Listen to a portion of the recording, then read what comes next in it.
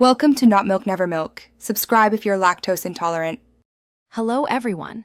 In this video, I will explain how to learn Python and get certified step by step. To begin your Python journey, first understand its fundamental concepts and basic syntax.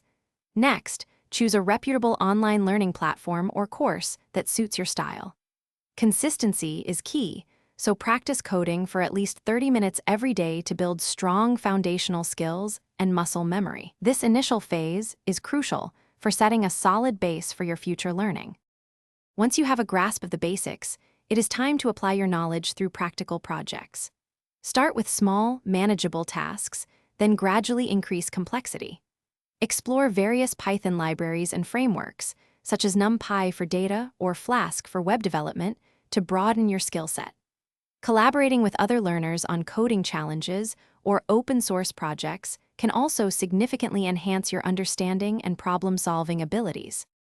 As your skills grow, consider preparing for a Python certification. Research reputable programs like the P, C, AP, or PCP to find one that aligns with your career aspirations. Carefully review the official exam objectives and study materials to ensure comprehensive coverage. Taking multiple practice tests is essential. It helps you identify areas where you need more study and familiarizes you with the exam format, boosting your confidence. Finally, when you feel fully prepared and confident in your abilities, schedule your Python certification exam. Approach the test with a clear mind, demonstrating your proficiency in Python programming. Successfully earning your certificate is a significant achievement.